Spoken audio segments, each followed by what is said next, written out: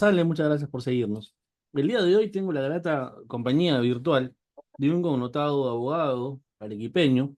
Estoy con el doctor Fernando Bustamante.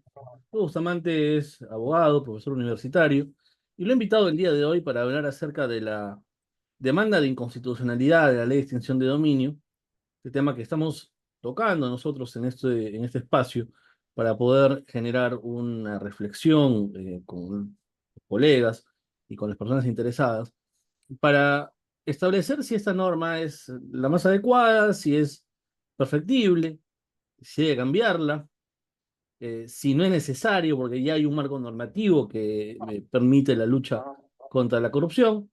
Eh, en ese sentido, vamos a hablar con el doctor Bustamante. Doctor Bustamante, espero que se encuentre bien. Muy buenas noches. Un gusto volverte a ver después de algún tiempo. Gracias, doctor. Igualmente.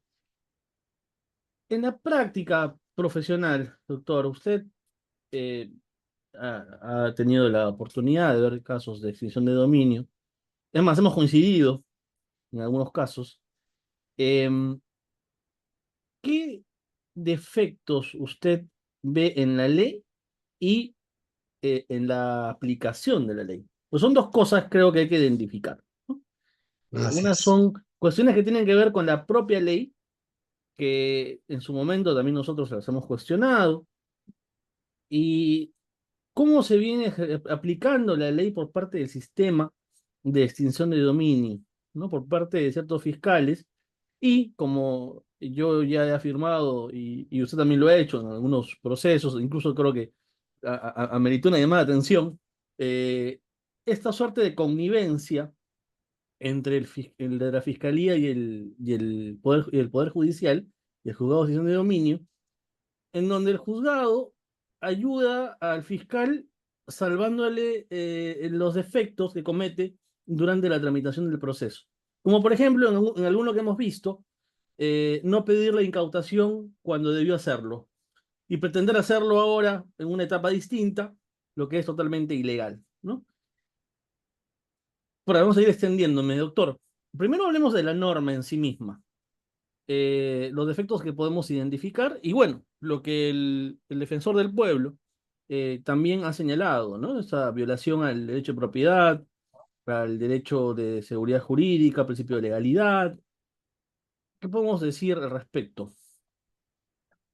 A ver, en principio, la ley de extinción y pérdida de dominio en el Perú es una norma relativamente nueva y que recién su aplicación se ha venido dando en una cuestión de unos 3 años, 4 años atrás.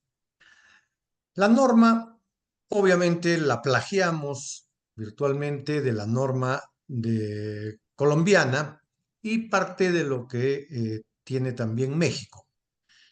Y esta norma fundamentalmente está destinada a combatir a las grandes organizaciones delictivas. Entonces, está hecha justamente bajo el concepto de que hay que cortarles los pies, las manos a estas grandes organizaciones delictivas para que no sigan contando con los recursos que les permita seguir en una actividad ilícita, incluso en contra del propio Estado.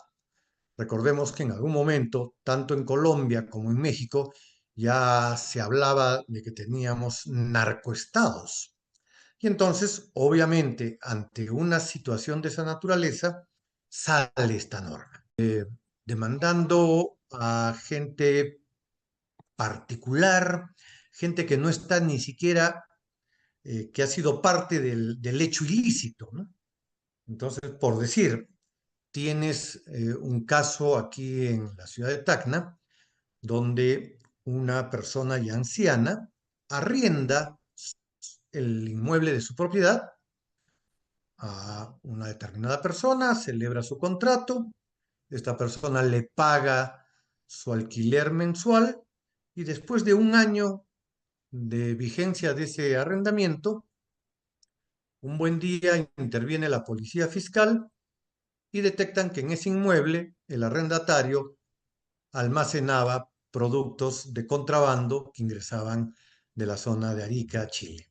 Inmediatamente le aplican la ley de extinción de dominio a una persona de la tercera edad y ¿qué le dicen? Usted debió prever de que en su inmueble no se cometan actos ilícitos. Y si usted no ha cuidado y ha verificado que en esa propiedad no se hagan este tipo de actos, entonces usted pierde este inmueble. Entonces, obviamente la viejita pues se queda totalmente desconcertada y dice, señor, yo solamente he arrendado mi propiedad. Sí, es que ahora usted tiene que verificar, estar como guardián en su propio inmueble para ver qué cosa hace su arrendatario, lo cual obviamente escapa a cualquier lógica del quehacer que tiene la ciudadanía, por lo menos en el Perú, ¿no? Uno toma previsiones para celebrar el contrato, establecer si no es una persona que tenga deudas, que en el sistema financiero esté bien y punto. Pero uno no va a estar de portero del inmueble para saber qué hace o qué no hace el arrendatario. Entonces, lo que ha sucedido es de que han exagerado el tema de la aplicación de la norma y en esa aplicación es donde se están cometiendo pues abusos increíbles, ¿no? Y entonces hay personas que no tienen nada que ver con los actos ilícitos, pero que el bien de su propiedad inmediatamente se ve involucrado en este tipo de problemas y el Estado inmediatamente procede al inicio de este tipo de procesos, que son procesos muy, muy rápidos, y se quedan con la propiedad. Incluso tenemos un caso en el que hemos coincidido que es muy curioso porque es un inmueble que tiene 9 propietarios, inmueble que viene por herencia desde los bisabuelos, ha ido pasando de generación en generación, un inmueble ubicado en una de las avenidas comerciales más importantes de la ciudad de Arequipa, y en este inmueble, dos de los herederos ocupan una parte de este inmueble. El resto de los copropietarios viven fuera de Arequipa, incluso 4 de ellos viven en el extranjero, y resulta que el hijo de uno de los hermanos, en la azotea del segundo piso, sembraba en maceteros y en baldes plásticos plantitas de marihuana. Un día lo interviene la policía antinarcóticos, intervienen, van al inmueble y se encuentran con estas macetas. Inmediatamente incautan las macetas, se las llevan, pasa un tiempo, se le sigue un proceso por tráfico ilícito de drogas, lo condenan al muchacho, cumple su condena y cuando sale en libertad, a los pocos meses, le cae esta demanda de extinción y pérdida de dominio de un inmueble que no es de su propiedad, porque es de propiedad de sus familiares. Sin embargo, estos juzgados con la fiscalía inmediatamente accionan con esta ley y ¿qué les dicen? Señores, ustedes tenían que prever que en la azotea de su casa su sobrino no siembre macetas con plantas de marihuana. Y como no han verificado eso, entonces pierden el inmueble y este inmueble pasa a poder del Estado. Y hay una cosa bien curiosa. A raíz de este caso, obviamente comenzamos a hacer una investigación al respecto y cuando recién empezó el proceso, uno iba a la sede de los juzgados anticorrupción, de pérdida de dominio, y el personal administrativo de estos juzgados, no sé si en son de broma o no, nos decían, viene por el caso del inmueble que va a ser nuestra próxima sede. Y lanzaban su carcajada, ¿no? Que incluso lo comento yo en una de las audiencias y tengo una llamada de atención de la jueza, de cómo era posible que yo pudiera decir que el Estado quería apropiarse de un inmueble porque necesitaban tener una sede para este tipo de juzgados. Bueno, Nuestro proceso duró más de 3 años. Se les complicó bastante el proceso porque obviamente hubo una defensa férrea de los copropietarios. Hasta el día de hoy sigue en trámite. Y miren, cosas de la vida. A inicios de este año inician otro proceso de extinción de dominio de un inmueble ubicado exactamente a una cuadra del inmueble en materia de este proceso. Han activado el sistema de pérdida de dominio rapidísimamente y hoy día el Ministerio Público ha anunciado con bombos y platillos que ya tienen un local para la próxima sede de la Fiscalía para los procesos anticorrupción. Entonces ahí entre broma y broma les dije, me equivoqué, el inmueble no era para el Poder Judicial, era para el Ministerio Público. Y a unos metros, Entonces, y a unos metros. y a unos metros, o sea, querían un inmueble en esa zona. Y lo segundo que también después salió a relucir en el proceso, tenían una desesperación por concluir el proceso antes de que finalizara el año. Y corrieron, atropellaron para concluir el proceso antes de Como fin de nunca, año. porque los que litigamos sabemos que por temas de carga, estos procesos demoran, y demoran mucho, Así pero es. como nunca cumplían los plazos, pero Era una velocidad envidiable. Como decía, ojalá y, todos los procesos tuvieran esa celeridad. y en el Pero primer mundo, después ha y en salido a el primer relucir un mundo, tema. Y sí. te comento, ¿cuál había sido la desesperación? Que a fines de año se estaba evaluando a nivel nacional si era conveniente mantener toda una estructura de un sistema dentro del Poder Judicial para los procesos de pérdida y extinción de dominio. Y entonces necesitaban justificar que los juzgados sí podían generar ingresos al Estado y que por lo tanto tenían como cubrir sueldos, local, personal, equipos y Pero servicios. una Y de las cosas entonces, una de las cosas que hace, de hecho, el Ministerio Público, concretamente, cuando salen sentencias favorables en estos casos, es publicitarlo. El caso que nosotros hemos tenido la oportunidad de ver, por ejemplo, al día siguiente, no sé si el mismo día o al día siguiente que salió la sentencia, salió por el Facebook del Ministerio Público. Lo peor de todo, como usted bien menciona, es que los propietarios no tenían nada que ver con el delito que se cometió en ese inmueble, y los pintaban como que fueran los delincuentes. Una familia honorable, digamos, de gente decente conocida en la ciudad, termina siendo retratada como delincuentes y microcomercializadores de drogas. Una cosa pues así es. impresionante. Y se quedan con un inmueble que tiene un valor superior al $1.000.000. Y si Valor analizamos, que no es de mercado, ¿ah? Por si acaso. Es- no, es el valor de tasación del Así es. propio Ministerio Público. Y el hecho delictivo que se tramitó y se sentenció era pues de un microcomercializador de marihuana que sembraba sus macetitas con marihuana. O sea que no había ni siquiera un criterio de racionalidad y proporcionalidad, ¿no? Entonces, oiga, señor, no tiene ni pies ni cabeza, pero están actuando de esa manera y nosotros justamente reclamábamos ese actuar del sistema de justicia en el Perú y decíamos, están cometiendo un abuso. No se dan cuenta que haciendo estos actos arbitrarios, asunto, están creando una incertidumbre en la población que va a reaccionar en algún momento.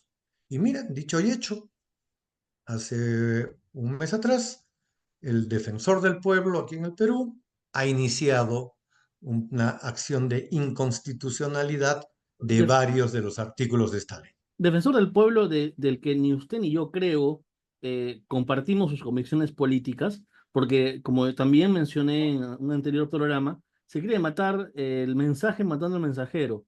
Nosotros, digamos, más allá de lo que pueda haber hecho el defensor del pueblo en su vida política, lo que nos importa es lo que está diciendo a través de esta demanda. Y lo que dice son cosas ciertas, son cosas que nosotros hemos podido detectar en la experiencia profesional. Claro, el problema es cuando se politizan los temas.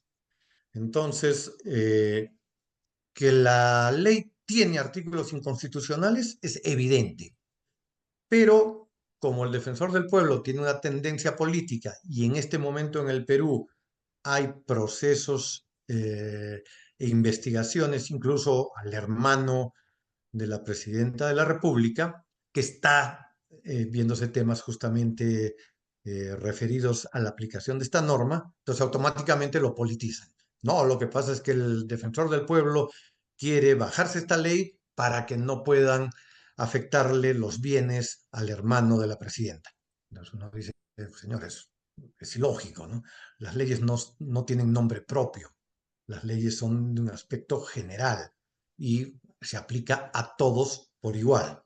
Entonces, lo están politizando y están perdiendo la esencia de esa demanda que efectivamente es inconstitucional. El tema de defensa es un absurdo. En este caso que nosotros veíamos, se imaginan que nos dicen, prueben ustedes, a través de mis clientes que vivían en el Canadá, prueben ustedes que no sabían que su sobrino sembraba macetitas con plantas de marihuana en la azotea de este inmueble. ¿Cómo quieren que pruebe un hecho negativo? No sé, ese es su Pero problema. ahí se demuestra la ignorancia, porque, a ver, para explicar una norma tú tienes que tener una base, una formación doctrinal. Lo que te dice la inversión de la carga que se aplica en este caso es, no tienes la obligación de probar, en realidad, el que tiene el deber de probar es el que tiene la facilidad probatoria.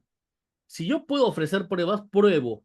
Pero eso no quiere decir que yo tenga que probar. La inversión de la carga no es esto. De hecho, no es, es un nombre inapropiado la inversión de la carga. Es en realidad las cargas dinámicas, ¿no? Prueba quien tiene la facilidad probatoria. Usted es procesalista, sabe muy bien a lo que me estoy refiriendo. Pero en este caso, el fiscal y el juez interpretan de una manera muy particular la inversión de la carga y lo retratan como usted menciona. Usted tiene que probar. Eh, Ahí hay una afectación, y lo menciona el defensor del pueblo en la demanda de inconstitucionalidad, hay una afectación al principio de presunción de inocencia. Y también usted mencionó anteriormente la afectación al derecho de propiedad, sobre todo cuando se trata de terceros de buena fe, como es el caso que hemos estado nosotros viendo. Personas que no han participado en esta acción, digamos, criminal, que no son una banda criminal tampoco. Estamos hablando de personas eh, particulares que viven su vida en el extranjero y que la norma les impone un criterio manifiestamente inconstitucional de tener que demostrar que han ejercido su derecho de propiedad con prudencia y debida diligencia. Pero la ley no dice más al respecto. Solo dice eso. No dice más. Eso es una afectación del principio de legalidad. También lo dice el defensor del pueblo en la sentencia, en la demanda de inconstitucionalidad que ha presentado. Yo quería preguntarle, doctor Bustamante, como profesor universitario que es, ¿se puede medir la calidad de la justicia por la cantidad de dinero que se incauta? Porque ese es el criterio que ellos No, tienen. no, pero en los últimos informes que están emitiendo tanto Fiscalía como el Poder Judicial, lo primero que hacen hincapié es el subsistema de extinción de dominio le ha otorgado al Estado 47 millones en propiedades que han sido afectadas. O sea que prima el aspecto económico. Y entonces están cuidando más el que justifiquen que es rentable tener estos juzgados porque el Estado está haciendo caja con las propiedades que se afectan con este sistema, lo cual pues es un absurdo completo. Y lo peor de todo, le decimos, ¿han iniciado algún proceso de extinción de dominio a grandes mafias? No, ahí no se meten. Eso le quería preguntar, porque se afecta al pequeño. Al Y la, chiquitito, a personas particulares ajenas a las actividades delictivas. y la ley no Y está con para eso. las grandes mafias no se meten. Ahí La ley, sí tiemblan de y la miedo. ley es para la gran criminalidad. Exactamente.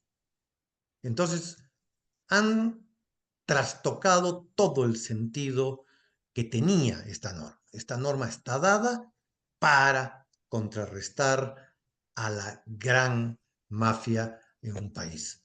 Pero así funciona y miren, a raíz del proceso de extinción del pérdida de dominio, que obviamente la sentencia nos fue desfavorable, hemos iniciado una acción de carácter constitucional, una acción de amparo contra resolución judicial.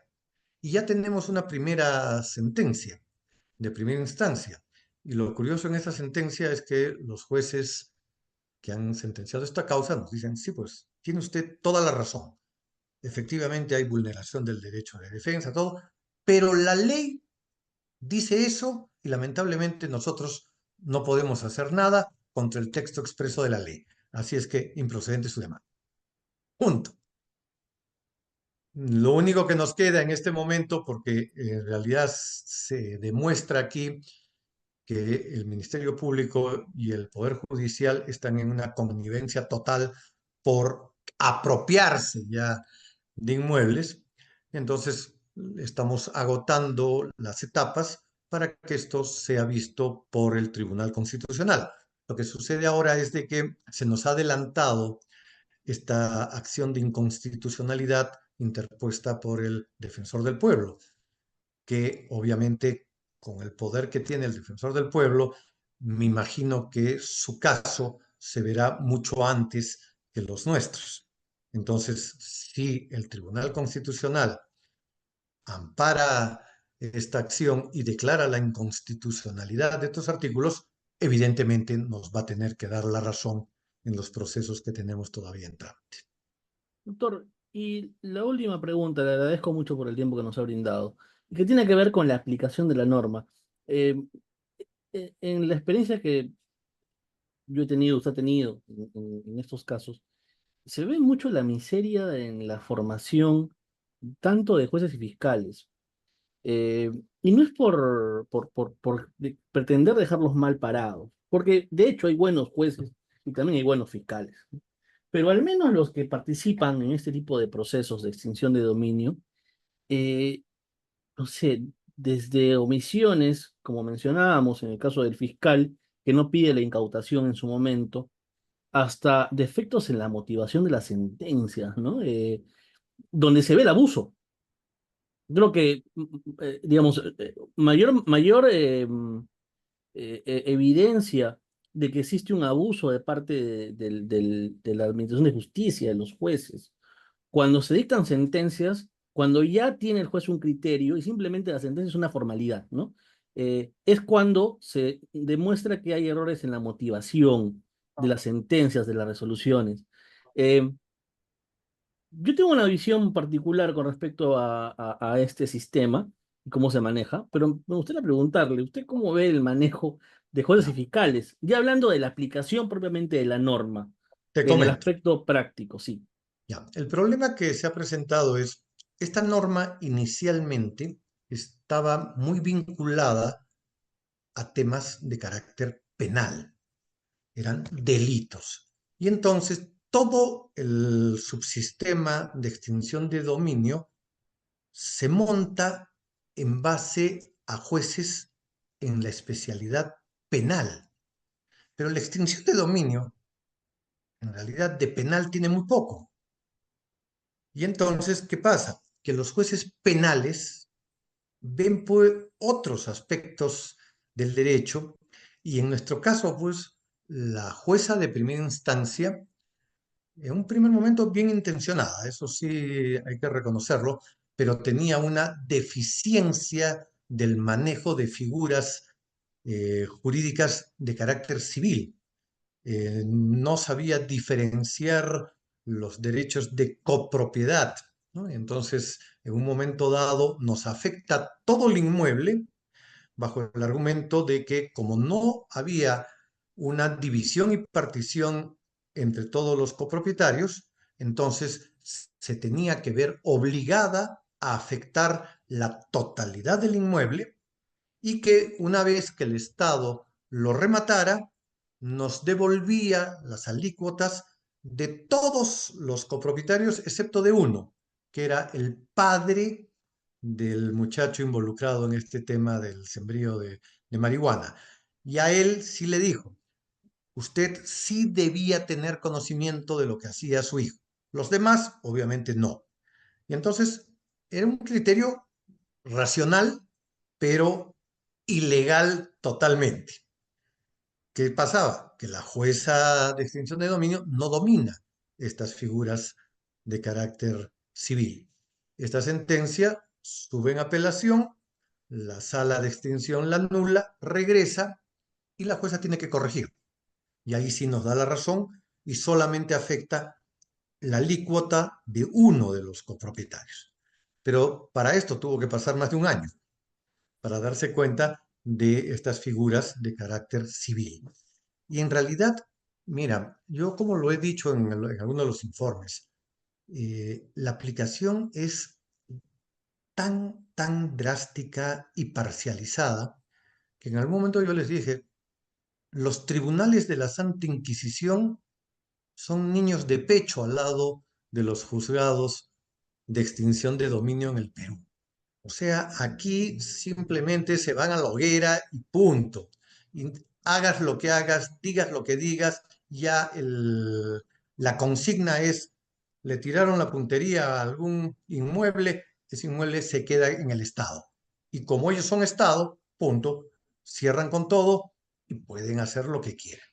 Ojalá el Tribunal Constitucional declare fundada esta acción de inconstitucionalidad planteada por el defensor del pueblo y pongamos orden en esta norma. Porque la norma sí debe continuar, pero bien aplicada y para los casos que efectivamente constituyen pues bienes destinados a actividades ilícitas, ¿no? Entonces, Bien, mañana te incautan una avioneta a unos narcotraficantes con todo el derecho del mundo, justamente incautas la avioneta. Justamente esa era la imagen que se me venía, ¿no? Es decir, como esta norma está orientada a combatir la gran criminalidad, claro, si por ejemplo, hay un operativo y se descubre una pista de aterrizaje clandestina con avionetas, bueno, ahí evidentemente con llenas no sé, cocaína, ¿no? Evidentemente ahí el Estado puede aplicar la ley de extensión de dominio contra esas aeronaves, pero esa no es para eso. No, no es para perseguir al tío del que cometió el delito, ¿no? Forzando, digamos, a que tenga que demostrar que el tío fue prudente y diligente en cuidar la propiedad, una propiedad donde hay varios hermanos. Es una locura. O sea, digamos, apunta al pequeño, que es el que tiene más difícil muchas veces las posibilidades de defenderse, y no a los grandes. Sería interesante que demuestren qué han hecho con respecto a la gran criminalidad. Hasta ahora, y usted lo mencionó, he visto que se han dedicado a prostíbulos, cuando encuentran gente no sé, en los colectivos interprovinciales, con dinero en efectivo, que no pueden demostrar ese tipo de cosas. Pero, ¿y la gran criminalidad? ¿Dónde está? ¿Dónde está Ahí la... no se meten, ahí no se meten. Sí, pues, esa es lamentablemente nuestra triste realidad. Bien, entonces Bustamante, para mí ha sido un gusto verlo y poder estar hoy día conversando sobre este tema en este espacio. Espero que podamos conversar más adelante de otros temas tan interesantes, sobre todo el de su especialidad, que es el derecho civil, y le mando un fuerte abrazo. Muchísimas gracias y quedo a tus órdenes para cualquier otro momento. Muy buenas noches. Gracias, doctor.